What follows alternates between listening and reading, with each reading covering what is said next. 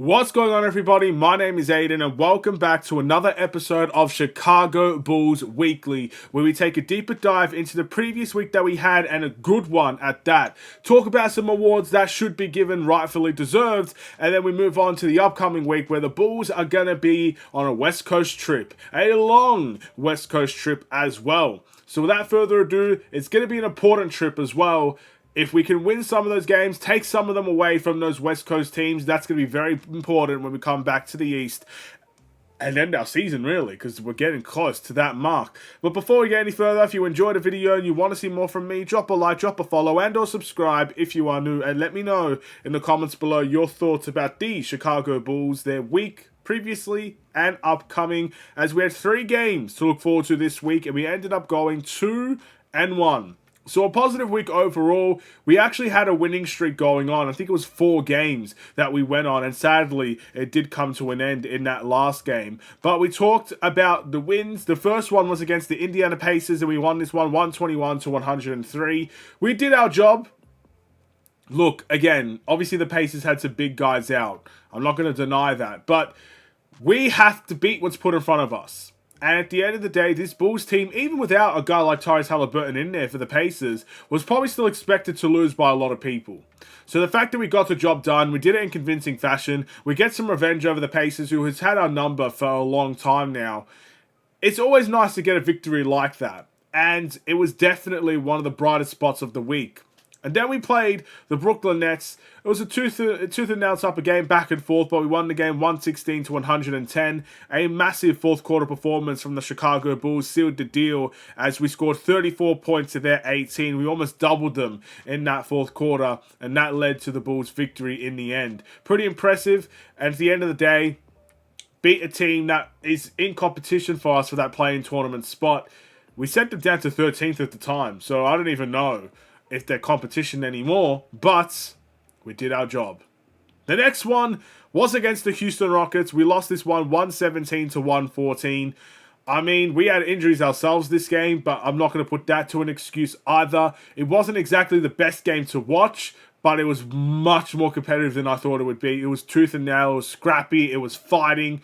Yes, there was a lot of key areas that we lost, especially rebounding-wise. I feel like for a team that fought as much as we did, I would have liked to have seen a closer battle on the glass than what we did see. But nonetheless, the fact that we were fighting with a very good Houston Rockets team speaks volumes to where we are right now as a team. Full of belief, full of confidence. Let's see if that can continue.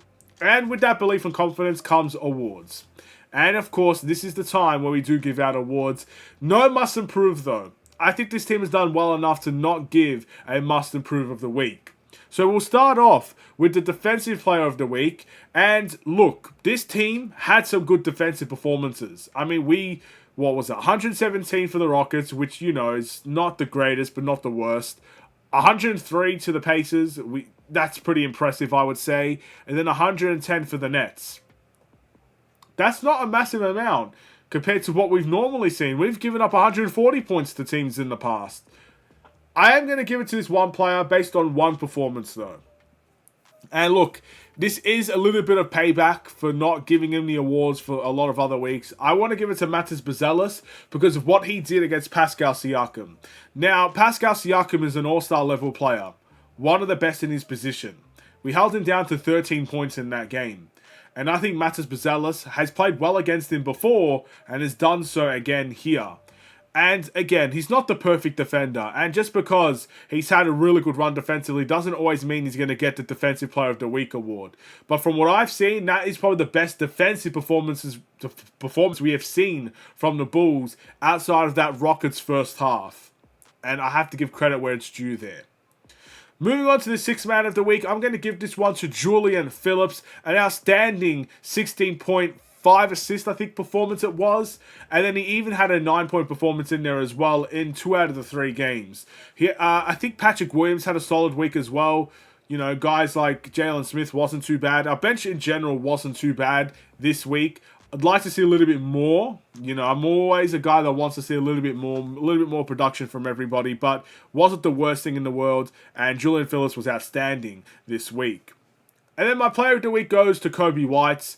I don't necessarily think there's much people that could rival Kobe White for that award this week. He had some solid games, solid output, and even if the efficiency wasn't always there for Kobe White, he made differences in the game in terms of playmaking. Maybe it was a little bit of an effort play and stuff like that.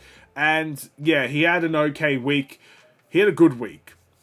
And I'm definitely excited to see what we can see from him in the future. So what do we have to look forward to next? Well, we start off with a game in a couple of hours' time against the Utah Jazz. All these games are going to be away, by the way. I just want you to realize that. So we've got a game against the Utah Jazz in a couple of hours' time. A winnable game. Let's see if we can get the job done. Then we face the Phoenix Suns away from home.